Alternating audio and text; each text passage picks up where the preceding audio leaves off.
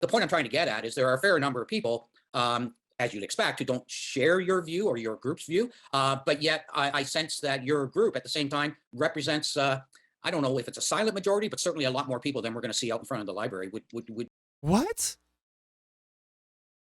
The interview is saying, what? The interviewer is saying, without any backing up of like statistics, he's like, well, I don't know if it's the silent majority, but a lot of people support it, even if they don't show up to the protest. This is just like really irresponsible. that be your assessment too? Yes, yeah, that would. What? It's a wonderful day in the homiehood, a wonderful day for a homie. Won't you be my homie to Taro? Here's the head honcho of the fascist side of this you know, anti-trans movement. And you know, it's kind of hard to hear at this interview, but you can see that whatever, he's there. He was at the first one. I did talk to him for a little bit at the first one. His arguments are really shit. So I'm a bit disappointed, to be honest, because YourTV Peterborough, I was excited because I saw that in the studio, which they interviewed Betty,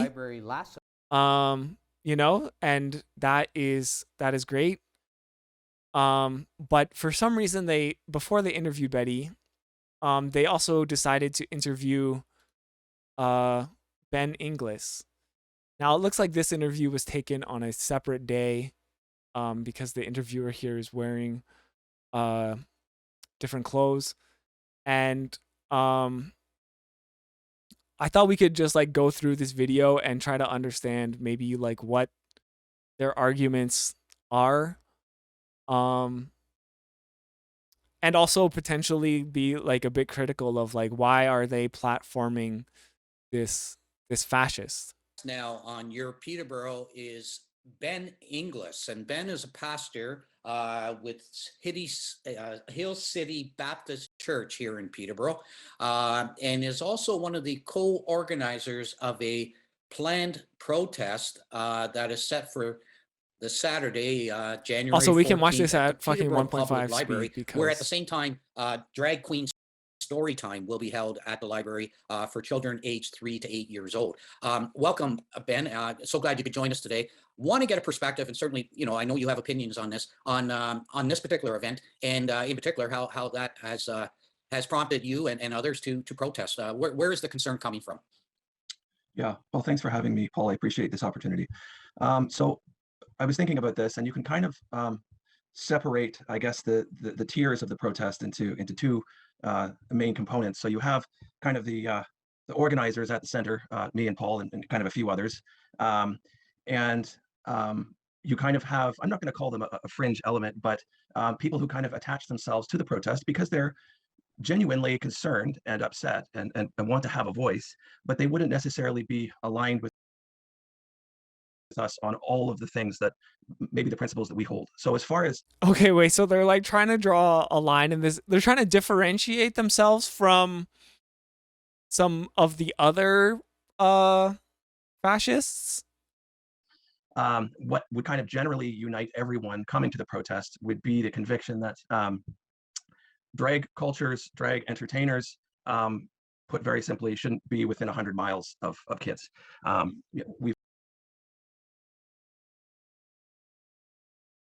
We've talked in our other interview about how drag is inherently a movement, an expression designed to normalize transgressive sexuality. That's what it. Okay, so I mean already like this is like just like not factual information. This is like his opinion, and it's like a very wrong opinion. You cannot say that someone like drag in and of itself is a transgressive. Yeah, I know. Transgressive sexuality. Hell yeah. You know, and like yeah, I would be very curious to know like what this man's idea of sexuality is, and um what is, should we not be normalizing like different expressions of sexuality? why is that inherently bad, and why is someone in drag inherently sexual also? Has always been, that's what it remains. The fact that it's kind of It's always been that way. Okay. been pushed into mainstream thought and activity doesn't change that fact. Okay. So he's like, it's mainstream. I mean, I don't know. It's like, well, so is like the Bible is like mainstream, like it doesn't change the fact that a lot of churches have engaged with predatory behavior themselves, like they're definitely more responsible for a lot of predatory behavior than any drag community that I know. So we are gathering to say that's unacceptable, that's inappropriate, it's actually just wrong. And that's something we really want to convey. This isn't something we sat down in a strategy meeting and kind of calculated our chances of success. How many protesters will there be? How many counter protesters will there be? Will we be able to gain influence, in some Okay, way? wait, was this before or after this was before the protest, right? Okay, yeah, so this was the day before.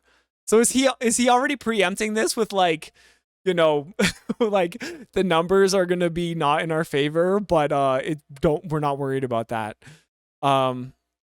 Yeah, there's no pushback from the interviewer. I haven't seen it yet, but I guess we're about to find out. Drag promotes transgressive sexuality, like checks the Bible, not sleeping with your father. Wait, is that something that's in the Bible? But we are assembling Jesus slept with God? Is that true? protests as a principled objection. We believe that Drag Story Hour is objectively wrong, and the fact that this is, again, I mean, lots of daughters.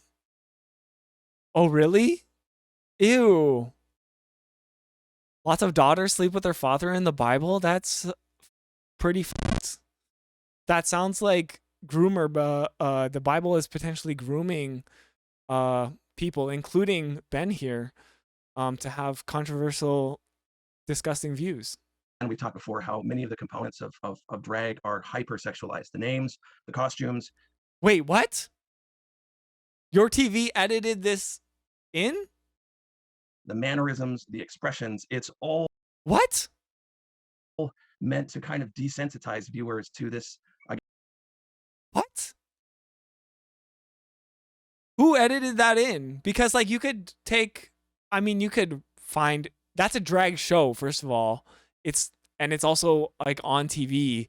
That's not drag story time.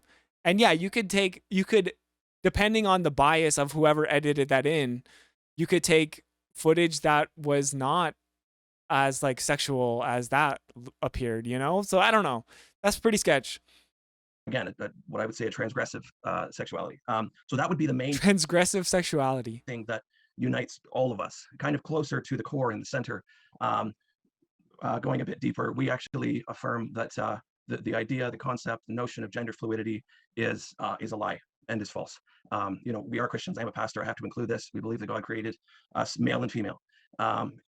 Okay, so I mean, he's referencing a book that is like its own version of like story time. It's like imaginary story time. And those aren't simply cultural constructs that, So I mean, like the thing is, like he and a lot of people who take on this argument, right? Like they have a misunderstanding of like gender and sexuality. We can kind of take apart, saying here that gender is not a construct, right?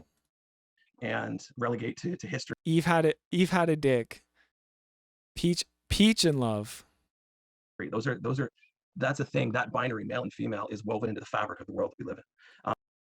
Binary is this is just like so stupid. Like there's so many examples in nature of this binary that he's speaking of being broken. So it's to think that it's like woven into the fabric of the natural world is just like it's just like selective knowledge. So that would kind of, going a little deeper, unite kind of the core of where we're coming from to communicate to very young kids, that 2-year-old kids, this is being aimed at. You may not be male or female, little Johnny, little Susan. I mean, your biology, your objective biology may be lying to you. There's actually a whole.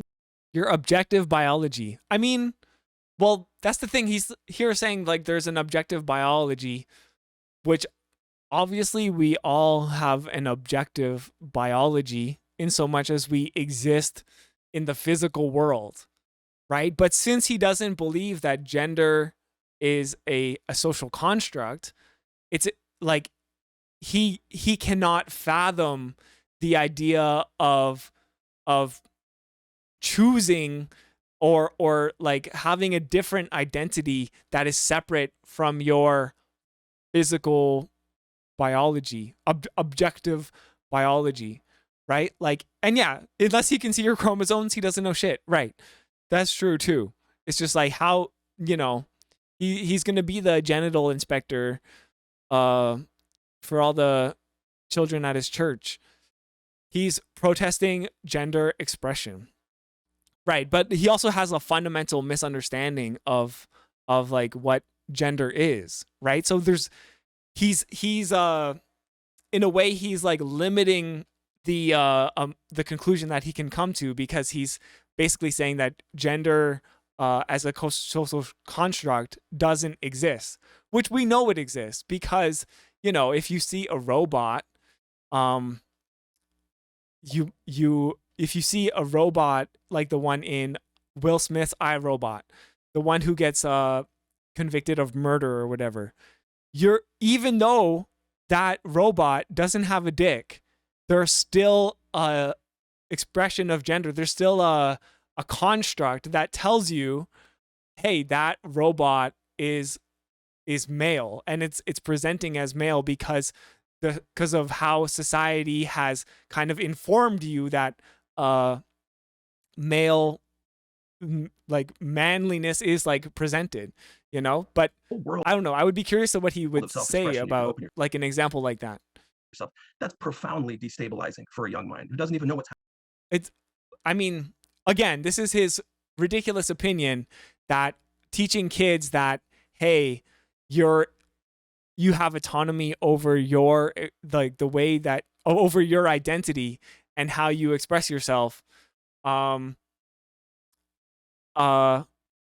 going to be somehow harmful for children. Telling children that they have autonomy is going to hurt them. However, he's also at the same time pushing his worldview onto children and adults and whatever, everyone who is under his pastorship. And at the same time, not like missing the irony that like that could also be harmful to people by limiting their worldview.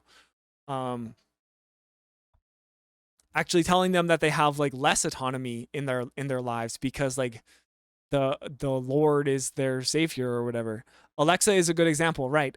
Is Alexa a man or a woman? I think anyone with like half a brain could tell you, hey, Alexa is coded as a woman because you know, we have this idea of what gender is, and it's really easy to recognize that, even though Alexa doesn't have you know, fallopian tubes or whatever happening. They don't even have the mental faculties to be able to ascertain if that's really true or not, especially when an adult is telling you this, right? There was a similar event held at the library last. Okay, so this is just like really dumb. Like what bothers me so much about someone who is in a position of power and probably like preaches to children is that they completely underestimate the abilities that children have. You know, as someone who's worked in education and my partner works in education, you know, like it's about empowering young people to take control over their lives. But what he's saying is like, we need to keep them in the dark because they're not capable of understanding these complex ideas. But you know what? You present a pretty complex idea to a young person, and it's actually really easy for them to grasp because they're not filled with all of these biases the way Ben here is. September, according to the library, and of course, okay, the interviewer, no pushback, just on to the next question. Betty, it was one of the best attended, if not best attended story times that they've had at the library in recent memory. So the point I'm trying to get at is there are a fair number of people, as you'd expect, who don't share your view or your group's view, but yet I sense that your group at the same time represents, I don't know if it's a silent majority, but certainly a lot more people than we're going to see out in front of the library. What?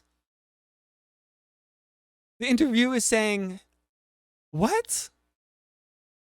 the interviewer is saying, without any backing up of like statistics, he's like, well, I don't know if it's the silent majority, but a lot of people support it even if they don't show up to the protest. This is just like really irresponsible. Would that be your assessment too? Yes, yeah, that would What? So he basically served this up for him like, hey, my assessment is a lot of people think like you even though they don't publicly say so or show up to say so. Is that true? Of course he's going to say yes. would be my assessment. Would that be your assessment? Of course it would, because I'm a idiot.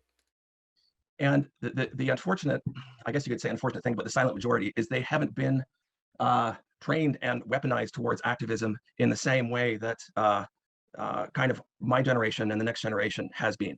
You know, This guy has been trained in activism and weaponized? Why is he weaponized? a lot of the silent majority isn't interested in protest. They're not interested in challenging normal. They like normal. In fact, Oh, you want the link in Discord? Okay, sure, I will after. normal, and by normal, I'm speaking of traditional marriage, you know, traditional gender roles, So yeah, I mean, he has a idea of normal. traditional, and by traditional, I ultimately mean biblical. That's where they come from. Those Normal equals biblical. things have been the center of why the West has flourished for as long as it's been a nation. You know, those things have been the cornerstone of healthy society. And you have this progressive element coming in and saying normal is bad. Okay, we want to So the West, yeah, this is why the West has been so successful, is because man equals man and woman equals woman. It has, that is for no other reason. You know, completely ignoring like the colonization of these lands and the exploitation of working people and the world wars. The most important thing, but beyond all this exploitation, is that man and woman are a binary. stabilize everything. And we want to challenge all That's why we've been so stable. those traditional things. And they think perhaps that it's going to lead to this, I don't know, future of utopian love and brotherhood, which is not the case. It's going to Wait, why would it be love and brotherhood? It's so his argument is that by not accepting people for who they are, or that accepting people for who they are and giving them space to be themselves will somehow lead to this utopia. It sounds awful. lead to despair and death. But he is saying, oh wow, it won't lead to utopia, it will lead to despair and death. Oh, so okay, so the other thing is, by not creating these spaces, by not telling people that they can be autonomous and have control over their identity and that they're free to express their gender and their sexuality, we know, and by like protesting their mere existence of trans people and labeling them as this group of people that is biologically geared towards being pedophiles, by creating all of these narratives and all of these opinions that Ben here has, he's actually driving trans people and queer people and like those groups towards despair and death. But here he is saying that he's actually coming out and fighting to counteract despair and death. It's very curious. But yes, there is a silent majority who's not okay with it. It's a silent majority. Well, if they're the majority, why do they feel like they can't say anything?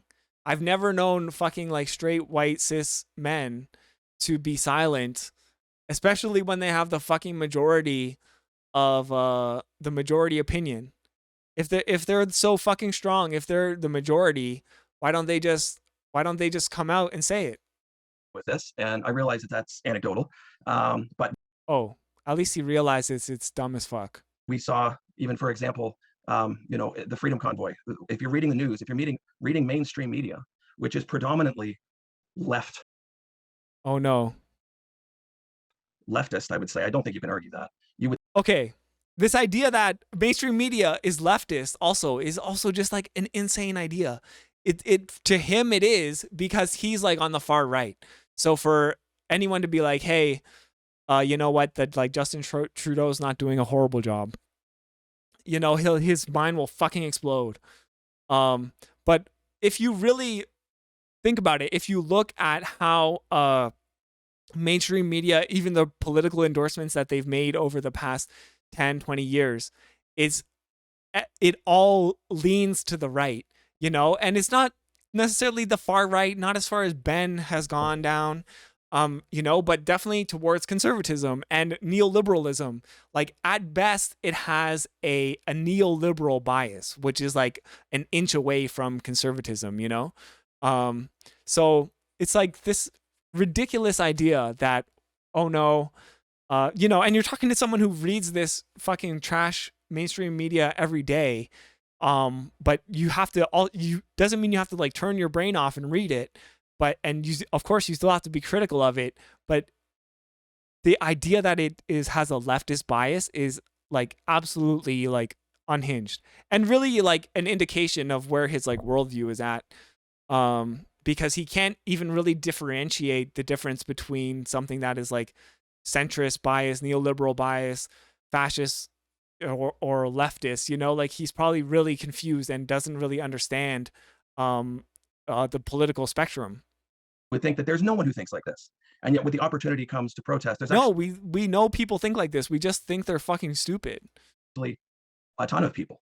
Now we're a small city, you know, there's going to be less of us, but again, Why is there going to be less of you? It's because your ideology's trash. we don't determine truth. We believe is not an individual thing that we kind of find for ourselves. We believe that truth is an objective reality. Mhm. And Truth is a objective reality, and this is someone who believes in like big white man in the sky. This is a guy who believes like Jesus is white.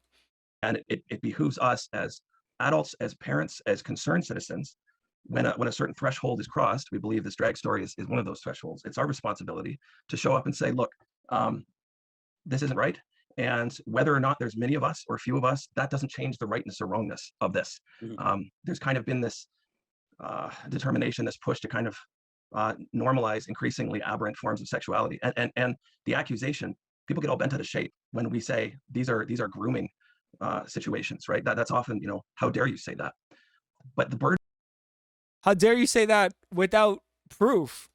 of proof is on our opponents to defend. The burden of proof is on them to defend why that isn't the case. 10 years ago, the position that we have would not have been a The burden of proof, if you show up with no evidence and accuse someone of being a groomer, the burden of proof is on the person who you're accusing of being a groomer. He's literally revealing the rhetorical trick.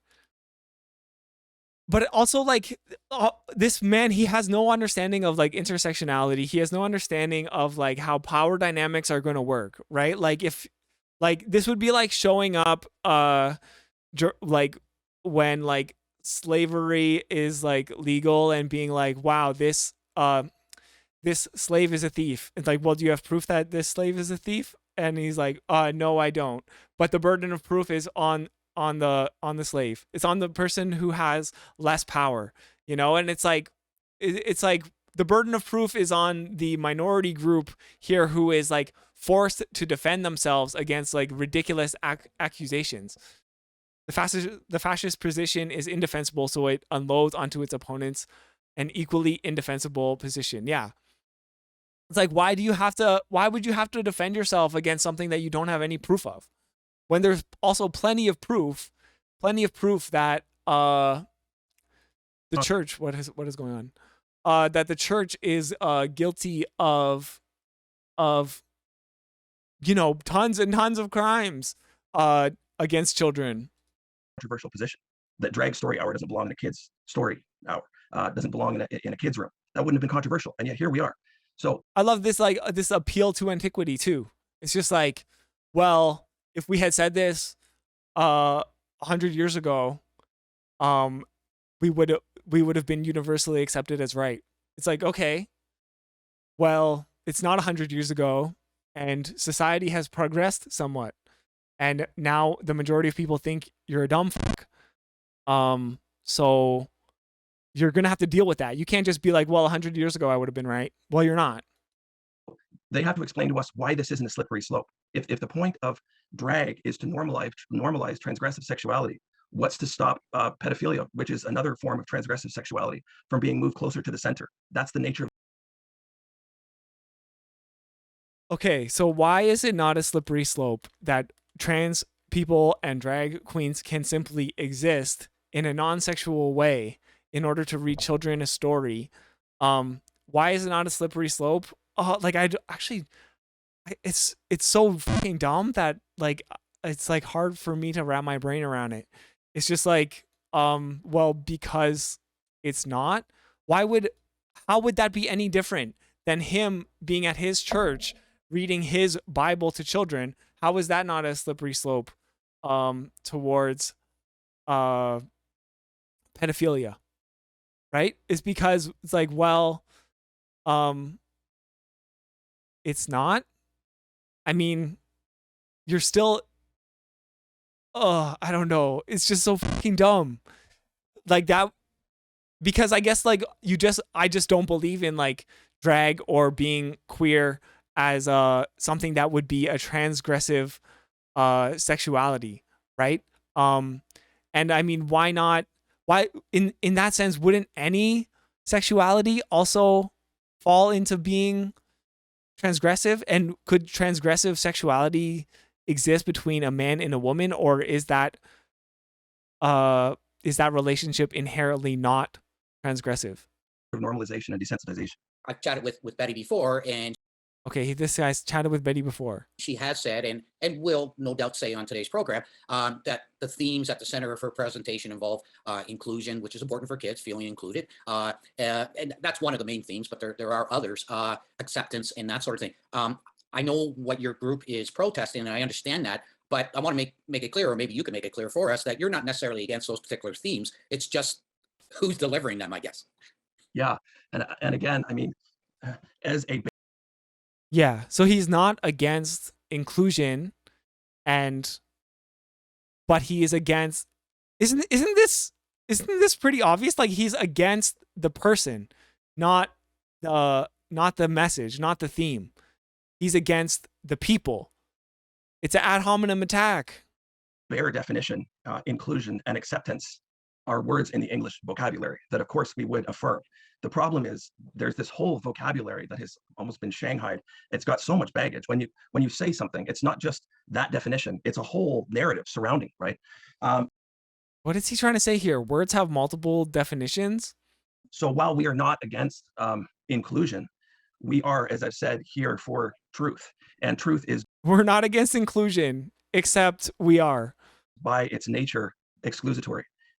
If we believe something is right, if something is right, then its opposite is wrong and necessarily exclusive. If we're saying that drag story hour, is wrong in itself. He's a man who just believes in binary. Like, I guess, is that what goes on in the mind of someone who like is religious, and like there is like good and evil, and there's, heaven and hell, and then there's like man and woman, like everything must exist in a binary. Then that would exclude everyone who wants to say that it's right. So we in our culture, in the present moment of history, we've kind of start to accept all these contradictions together, where we all kind of think the same. We all want love and we all want inclusion. But the reality is that if You think as a pastor he would be interested in philosophy though? one thing is right, the other thing has to be wrong, black and white. I mean, it's just the nature of reality. Ben, let's If one thing is right, the other thing has to be wrong. But who gets to determine who's right and wrong, Ben? How come you get to determine who's right and wrong, and other people are not free to determine what's right and wrong for them? take some time just to, before we Hashtag freedom.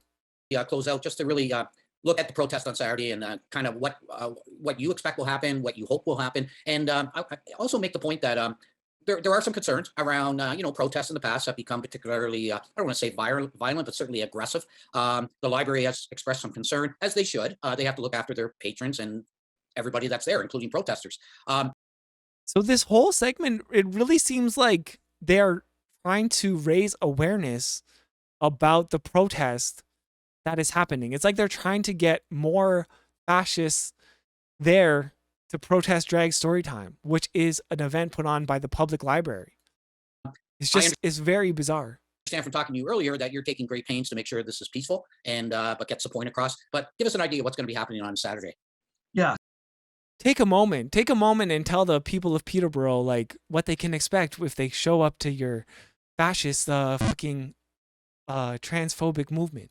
So it really is unfortunate that the only form of dialogue and expression we have, especially I would say those who aren't on board with the progressive left, is protest. Wait, what? Isn't that just an exercise of your freedom of speech? Why is that disappointing?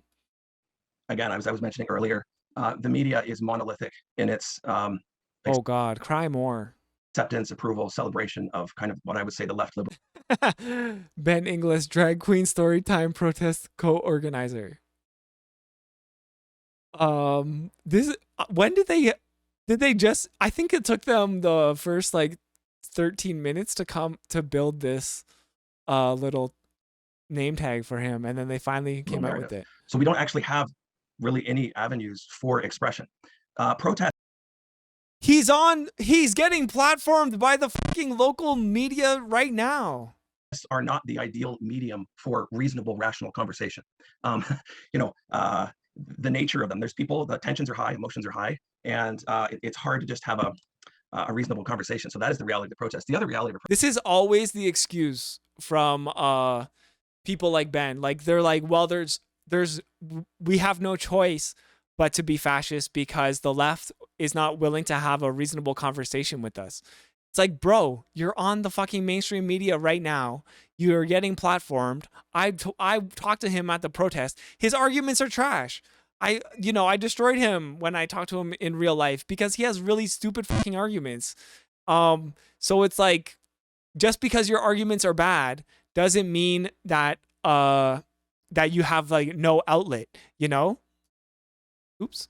Protest is that you can't curate everyone who's going to show up. I mean, that would. And then I think here, is he playing defense a bit for like, he's like, wow, if there's violent people on his side, then like that's not on him.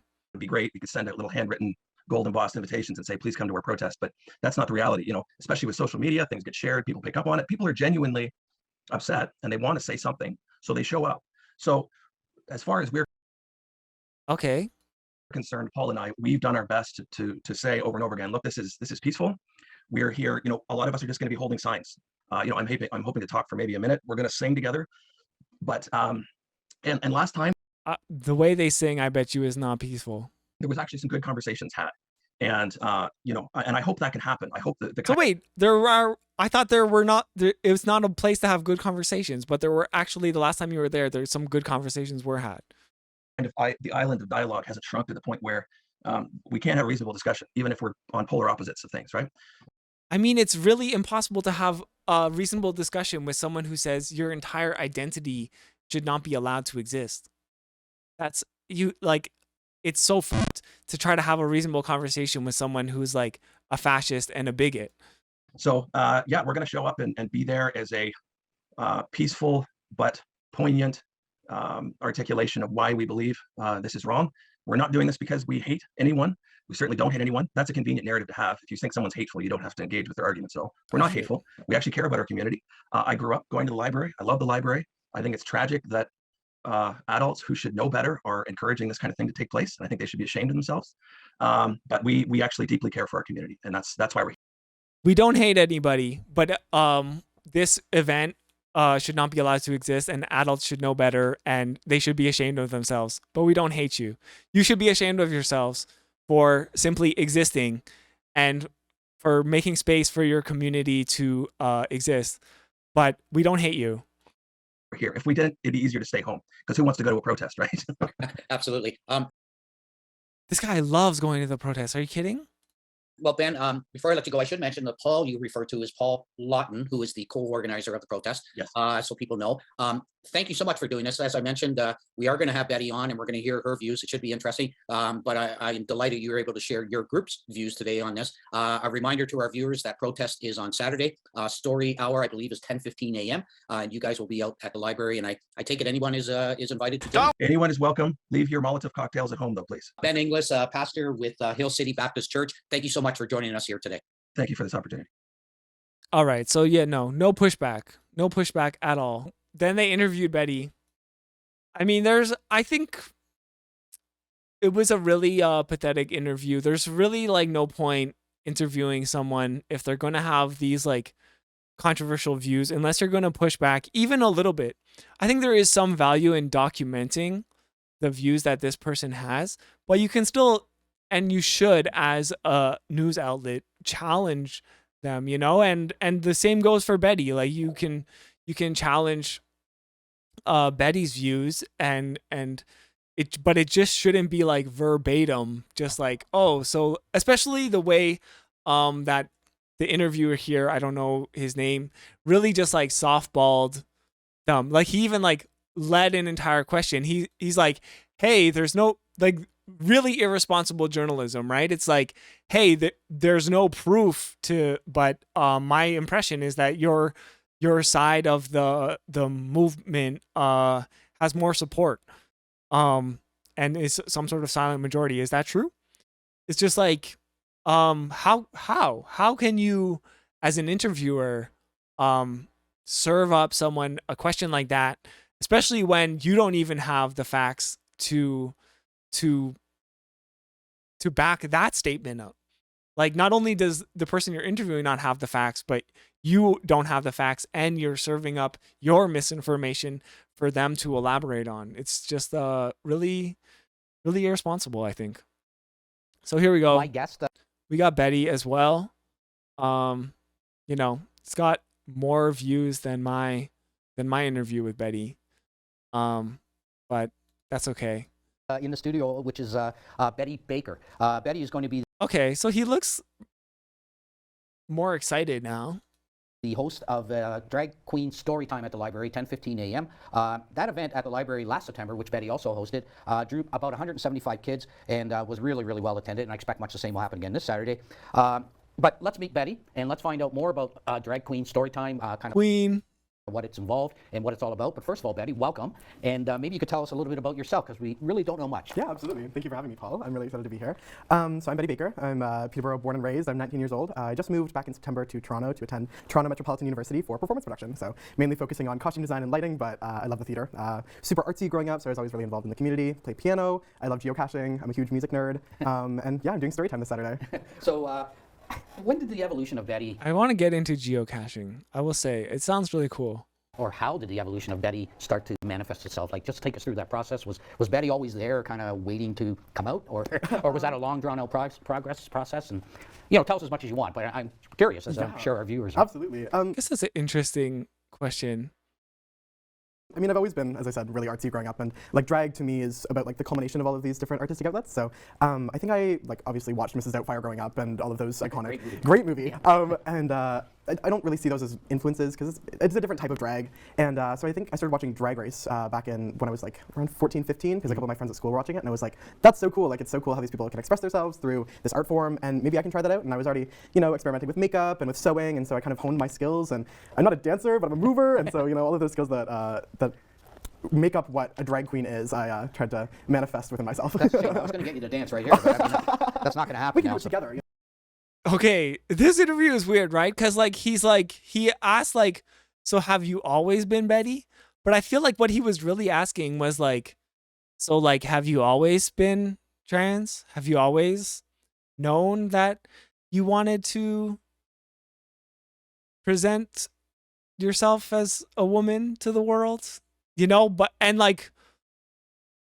he is conflating transness with drag for sure. Yeah. And Betty did a great job being she didn't take it as he didn't take it as the way he kind of intended it there, right? Which is good, because should be just like a normal question. Or if you want to just ask that question, because you should be like, you could be informing your audience about the answer to that question. Yeah, we can do that. We can do that. I think I asked Betty that when they were on the show. So How difficult, though, even though you were comfortable with it, and not only comfortable, but it was something that you embraced, how difficult was it for friends, for other people? Was there a bit of a pushback there, or was there a price to pay? Honestly, not really. And I think that's I think in a lot of queer people's stories, was there a price to pay? it's they have like these very tragic moments with family or friends, but I was very lucky to never have had any of that. I was always surrounded by very supportive friends and family. I have queer family and wonderful, wonderful parents who support me through all of my drag and artistic journeys. Yeah, well, good for you. It's really, at the end of the day, it comes down to a form of expression. Absolutely. Yeah, and this is Betty expressing herself. Yes. So, Wait, so at the end of the day, it comes down to a form of expression. So maybe he, like, again, I think he's conflating drag and transness there, right? Like, sure, drag as an art form is a form of expression, but trans is more than an expression. It's an identity, right? Like, he's genuinely confused, which is okay, right? But he's not even asking questions to like clarify his confusion. He's still taking liberty with the assumptions that he's making from Betty's answers to his questions. now, let's get to the crux of the matter, storytime presentation. It's, as we mentioned, this Saturday, January 14th at the Peterborough Public Library. Starts around 10:15 for kids age 3 to 8 in that range. Tell us about your brand of storytime presentation, and in particular the themes that are going to be covered this Saturday. Yeah, so Storytime really, for me, is all about joy. And we're bringing always themes of inclusion and of acceptance, but mainly this month we're focusing on emotions. So we're going to be talking a little bit about how to deal with tough emotions like frustration and anger, and how to embrace the fun emotions like joy, and how they're all a bit of a part of us, but they don't make us whole. And so we're going to be exploring a little bit of that. Storytime for me, we do a lot of singing, which is really fun. I'm very passionate. You'll notice that she didn't say we're focusing on objective truth. We're focusing on objective truth that only I am the arbiter of, and we'll be pushing that onto children. Because that would be a kind of a red flag, don't you think? Passionate about music, and we do. My mom is going to be there with me. Actually, she's normally there. She has a puppet that she used in her classroom when she was back when she was teaching, and we're going to have him there, and we're going to have some fun little dialogue about emotions, and then we're going to read a couple books, and it really is that simple. Now, Wow, teaching children to understand emotions and how to correctly identify them. Honestly, this is something that if you've ever, worked with children or helped a child if you want them to be like strong, like emotional beings, and like,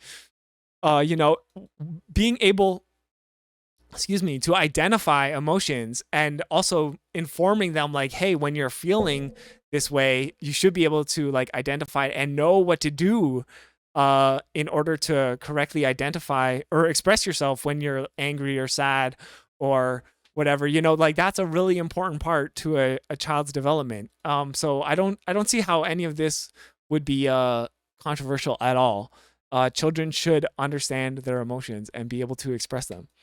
I mentioned to someone earlier today that you were coming on the show, and I said, story time, from the outside looking in, looks like a pretty easy thing to do. But I've spoken to kids' classes before, like it's been more related to career days and that sort of thing. They're a tough audience. Wow. He's spoken to kids' classes before. Does that inherently make him sus? Does that inherently make him a groomer? I would think not. Kids are tough. It's probably one of the toughest, and if you're not sincere, they see right through it, right? Absolutely. So where does Betty connect with kids? Like where's that level of connectivity in your mind? Like, are they kind of gravitating to the personality, the costumes? Maybe it's a combination of all those things. Well, I think, yeah, absolutely. I think you hit the nail on the head. It's a little bit of everything. I feel like my personality in and out of drag, I'm very optimistic, I'm bubbly and fun, and I try to bring that a lot to Drag Storytime because, the families who come out to Drag Storytime are really just trying to have a good time with some family-friendly fun. And so I try to bring that, but obviously I wear my flashiest costumes. I wore this last time, which was quite a hit. And I think for me, like, it's being able to be a bit of a role model for those kids that I didn't necessarily have growing up in the community. And so to provide that for those kids is really important to me because because, you know, when you're queer growing up, or even when you're different, it's important to see yourself in other people. And so to be able to be looked up to is really cool, but then also to be able to provide, you know, a sense of safety in story time, and a sense of there's community for you in Peterborough, even if you are different. And what you bring to the table, and correct me if I'm wrong, and I think it's so important, especially when you're talking to young people, is you have lived experience.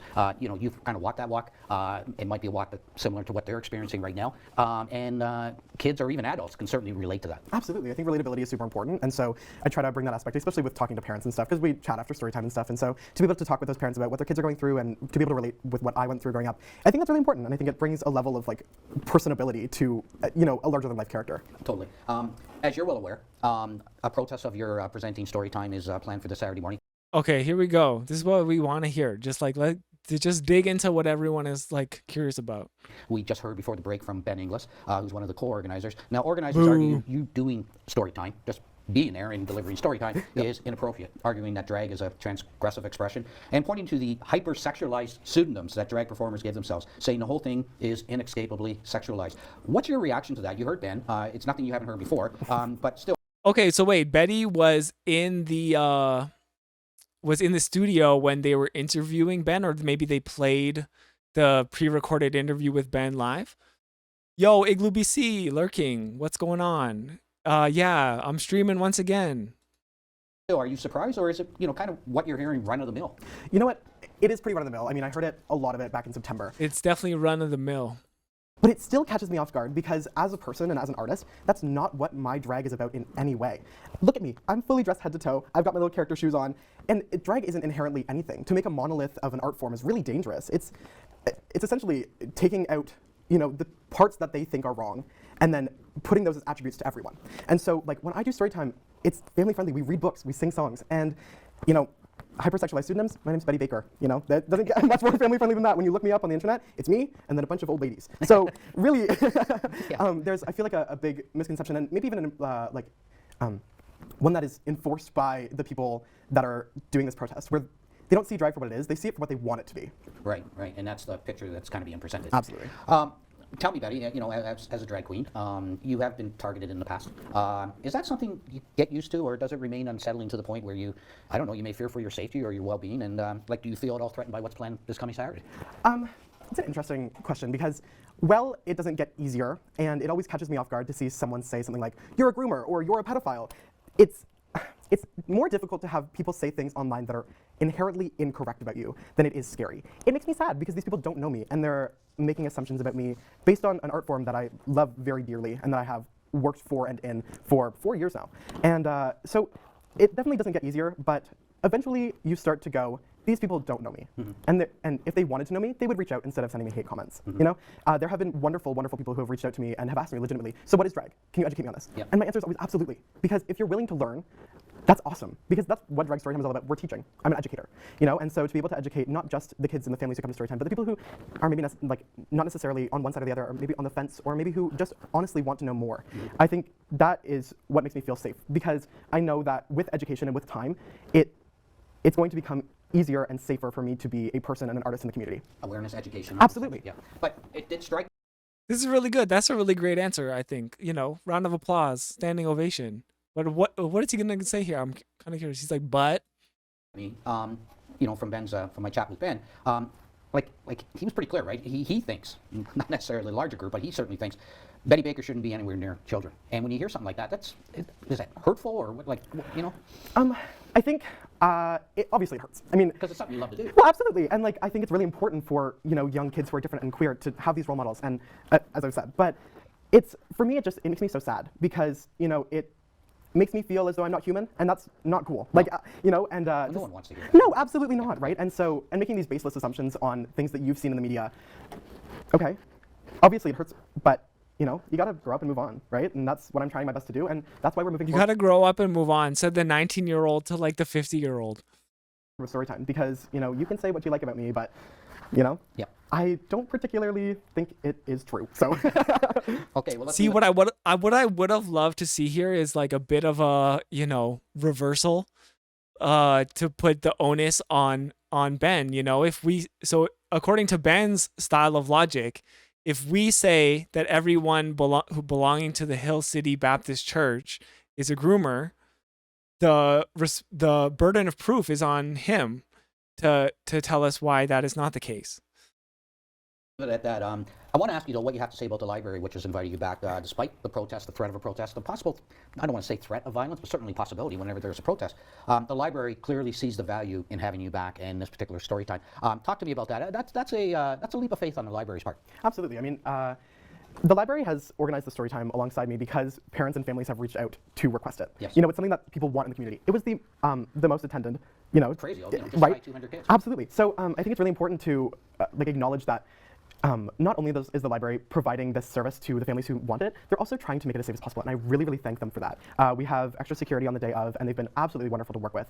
And I think that their support has been unwavering because they understand that this is something that is right, and this is something that is okay. You know, it's okay for someone who is different to be a role model for kids, you know, and I really appreciate the story times, or the library's unwavering faith in me and story time. Yeah, and just to really reinforce, you know, how the library is, I don't want to say taking a chance, but certainly do, you know, again, trying to be Taking a chance. Why is the library taking a chance? very progressive, I guess, Trying to be progressive. and taking great pains to do that. There was a story time that you Wait, why is it great pains? weren't involved with that happened in Brockville at the library there, and they actually tried to set fire to the roof and to set the sprinklers off inside the library. You know, besides being immature and you know, pretty dangerous thing to do. I don't know. My impression is that you know, you may not agree with Mr. Inglis and his opinion and his group's opinion. They vow to be a peaceful group, and I'm sure they'll do every effort to do that. But the trouble with protests, and you know this, is they draw people not necessarily associated with the protest. People come out of the woodwork, right? Oh, it's not. This does come out as a defense. It's like, okay, so the risk the library is taking by having drag story time, which is the most requested and popular event that they put on, is that some fascists are going to come and set fire to a building because they want to protect children. They want to protect the children by setting fire to the building that they're in. Okay. Protest, great. They don't even know what it is. They just show up, right? And those are the ones that you have to be worried about, right? Absolutely. And then he's defending Ben here, saying that he's a peaceful protester, even though his ideology and his misinformation campaign is inherently not like a humanist approach, and it's not really a peaceful protest. It's literally protesting the mere existence of a group of people. And labeling them as people who are breaking the law because they're groomers and pedophiles and should be arrested, I assume in his opinion, because they are pedophiles. Like I don't think having like a libelous campaign against people should be being labeled as a peaceful protest here. But you can tell like the interviewer's bias is really showing here, because I mean, he doesn't understand what it means to be trans, and he hasn't like taken the time to try to understand those things. But he appears to me to be sympathetic with Ben, the fascist pastor's worldview, while kind of putting the onus again on the library and on Betty to ensure that, you know, hey, by having this event, you might be encouraging someone to come set fire to the building. No, I think what happened at the Brockville Storytime is honestly devastating, because the attempt to set off the sprinkler. Transphobic people don't trust the library or science. True. I got a shower. No one misbehave in chat while I'm gone. Yeah, everyone be good. Everyone be on their best behavior. Was more than just to cancel the story time. It was an effort to take away the knowledge that's in those books that would have been ruined by this. Like it's about more than just story time. It's about control of knowledge, and it's about power. And obviously at protests you can't, as Ben said, you can't control who comes out. But I think that some of the things that they're saying online, even though they say that they're not inciting hate, it's still hateful rhetoric. And you know, hiding behind the guise of, oh, this is what Jesus said, doesn't necessarily make it okay. I mean, there's one clip from an article that Ben wrote that says something along the lines of, if you cause children to stumble, it might be better to tie a cinder block around your neck and drown yourself than to face him at his judgment. And you know, for someone who hides behind the guise of, oh, I'm not being hateful, it's a pretty hateful statement to say to someone, especially someone who's, you know, a young person in the community who is simply trying to do a good thing. Someone who has been asked to be at a story time for kids. I got my vulnerable sector check. You know, I've worked with children before. My mom is a teacher of 25 years. I promise you, there's nothing malicious going on inside of story time. I can't make you see that, even if you want me to. I mean, in Ben's interview, he says that it's on us to make them believe that there's no grooming situations happening inside the story time. Then why are you protesting outside? If you want to believe that there's no grooming inside, come inside. See, I'm reading books and I'm telling stories and we're singing songs. Yeah. And it's nothing more than that. And I'm sure I'm not Damn. Okay. Betty went off right there. That was fucking sick.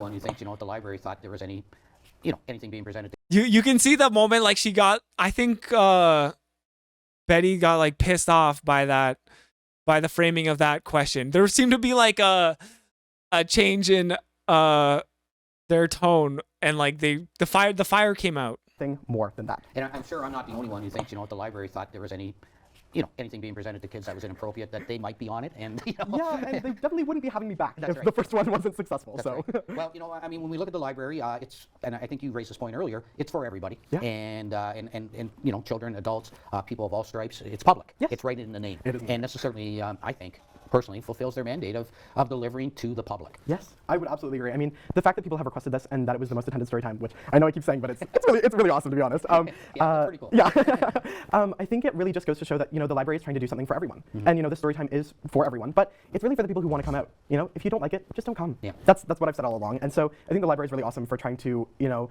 just be progressive, but to have something for everyone, broaden horizons, to bring in different guests from different walks of life. Yep. I think that's important. You can have drag story time, and people are like online, they like to say, oh, then why don't we have accountant story time? Then request it. I think it'd be awesome if we had I accountant don't story know if I time. would go to that. It might be a little bit more boring, Yeah, but I'm not sure. financial literacy is important. It is very important. You're absolutely right. Betty, That's hilarious. before we say goodbye for today, and thank you for doing this, what's ahead for you? I know you're studying performance production, as you mentioned, at Toronto Metropolitan University. That's the former Ryerson, right? Yes. What are your career plans? Are you optimistic about your future and your place in it? Well, I'm a Sagittarius, so I'm an optimist. But I think for me, ideally, I'd love to be a drag queen full time. I think honestly, that's my ideal career path, and that's part of the reason why I went to performance production school, so I can produce my own performances. But I love designing. I love making clothes, and so I would be more than happy to go into design or theater costume production or anything like that. I'm really optimistic about the future of story time in Peterborough as well. I think that the attendance and the counter protest at the last one, both really show that people want this, and I think that hopefully that happens once again. And yeah, Are you buoyed by the fact that we've become a little more accepting, or we seem to be a little more accepting as a society than we were at one time? it's amazing. I mean, let's be honest. Maybe even as recent as 10 years ago, you might not have been on this program. No, absolutely. And that's not a credit to me. I'm not taking credit for that. Just, times change. Yeah, absolutely. Times change, and you know what? I think He's not taking credit for that. Okay, I guess that's good. So wait, he's saying he's not the one who produced the segment? honestly, it's for the better. And that is truly what I believe, is that, having more voices and having more experiences and having more different people from walks of life be in mainstream media is good. It's important. It's good for people to see people like them in the media. Okay, boom. That was it. Betty, of course, killed it. I think Betty did like a great job there, just being very presentable to like what is probably going to be like a majority like liberal audience, right? So good job. I guess my criticism for YourTV is like I don't know. I question whether that was like the right interviewer for the segment that they were trying to produce. It feels like a bit of like a both sides of the argument kind of thing, when I mean it's a human rights, it's a civil rights issue, right? We don't really have to like weigh both sides of this, because there is an objectively right side, and that like trans people are a group of people that exists, and they should have a right to creating space where that they can exist safely, of course, so long as they're not harming anyone else. And I mean, obviously drag story time is not harming anyone. And are there legitimate critiques of the drag scene, and like, are drag queens in themselves like perfect people? No, I don't think so. But so long as there is a group of people saying, hey, this group of people should not exist, and their gender identity is something that is not real under the eyes of God or Jesus, then like there is no room, if there are those legitimate criticisms for drag story time or the drag community at large. Like there's there's no room for that for there to be like growth in and improvement in that way, so long as you're like on the defense as well and being like, wow, people really need to just like fight for their existence. So I think Ben's approach and YourTV's approach to like both siding this and as Rupert is saying, like I don't think they're gonna apologize. Should they apologize? Yeah, I mean, I don't really understand who's funding these segments and like who is producing them. But it seems like more irresponsible journalism coming out of this local-ish. Is it like it's local, but it's only for people who subscribe to Kojiko, and sometimes they post on their YouTube. So I guess, I mean, it's been great that we can kind of like see a cohesive version of Ben's horrible arguments. But at the same time, like, you know, we don't really need them, especially when they're not going to be like pushed back against in a way that is defending people's human rights. You know, like it's really, I can't imagine them, would they platform someone who basically said that you know, black people don't have the right to go to the library. And they definitely don't have the right to have events there, especially if they involve children, right? Like I don't think YourTV would platform someone like that because we've moved on as a society, right? But they're not really applying that kind of good faith. They're not extending that to trans people, and they are choosing to platform this religious zealot who seems like he's obsessed with truth while actually not being able to recognize the true facts of society and the world. So if you think that the interview was maybe like, if you think that, if you're watching this maybe after the fact and you think that the interview was fair or at least like serving some greater purpose, then I would actually challenge you, maybe like, because this is one of the members of Ben Inglis's church, I think, another church that was the Hill City Peterborough Baptist Church or whatever, who is also famous for being like anti-vax and anti-mask, anti-COVID restrictions. So they're quote tweeting here, so thankful for Ben and his willingness to speak the truth in love to a hostile world. So I mean, I don't know. Again, like, here they are playing the victims. Somehow they're the victims in all this. We need to protect children from exploitation and exposure to harmful content. Well, you know, no shit. Like, that's a super obvious statement that just about anyone could agree with. But the way that they're doing it, and the, you know, the between the lines that needs to be read here in this hateful speech is that trans people are exploiting children, which they're not. Not in any systemic way. So, you know, there might be individual instances of that happening, but you know, there is a burden of proof that is also on these fascists. So I'm also thankful for their fair and reasonable interview, which is sadly so rare today. Bravo. Okay, so, you know, again, like, the fascists are like, wow, thank you so much. Thank you so much for platforming our extreme ideology, YourTV Peterborough. Because, you know, it's so rare in this day and age for someone to be dumb enough to platform views that are explicitly hateful. So really disappointing. I don't understand YourTV Peterborough. I don't understand what their mandate is or what they do. And I guess we'll just kind of keep watching.